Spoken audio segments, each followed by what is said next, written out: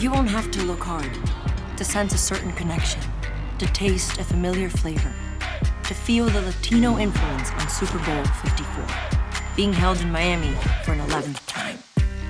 A city infused with Latino spirit and culture.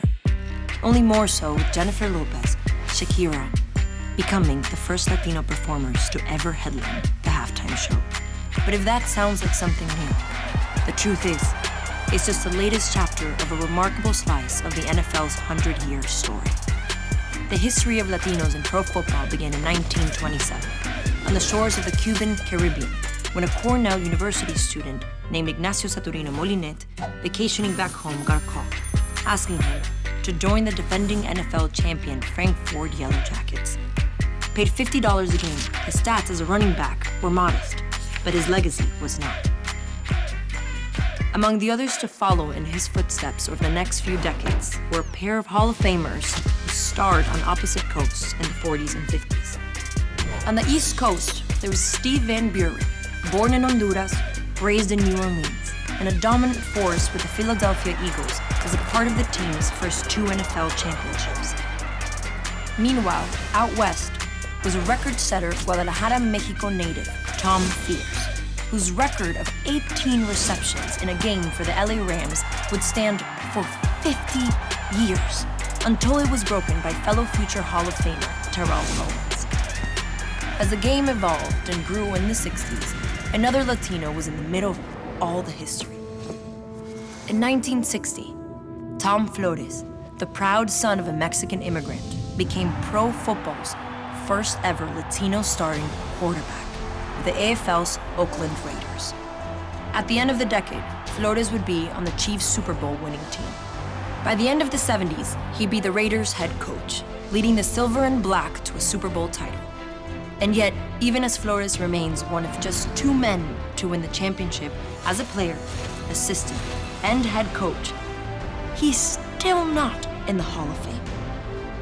With Flores coaching the Raiders, ultimately winning 2 titles, 2 of his stars were Latinos who also left their mark in the NFL. Quarterback Jim Plunkett, a Mexican-American, the first Latino to win the Heisman Trophy, the first to be drafted number 1 overall, and the first to win Super Bowl MVP. And Guatemalan-born linebacker Ted Hendricks, a Hall of Famer, voted this year one of the top 100 players in the history of the league. As the league's story has continued to progress, so has the success of more Latinos on the gridiron. From legendary linemen to star kickers to top receivers who've even broken out a little salsa in the end zone. A generation later, the most dominant tight end in the game was another Hall of Famer, Tony Gonzalez, who currently ranks 3rd all-time in receptions. And then there's that grandson of a Mexican immigrant, Tony Romo, who was the face of America's team for more than a decade. All told, Latinos from 12 different countries have played in the NFL over its 100-year history.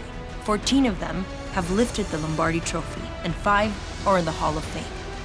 Today, we're proud of how much of the history of the NFL we've been a part of, and how much our presence in the game has grown. With players like Will Hernandez, Alejandro Villanueva, Blake Martinez, Eddie Pinheiro, and others, continuing the tradition that began in 1927. They're the heirs to players who've been at the center of some of the sport's greatest moments, and a central part of the NFL's 100-year story. Even if you won't be able to see them all on Sunday, you should be able to feel their presence in Super Bowl 54, from kickoff to halftime, to the raising of another Lombardi Trophy in Miami.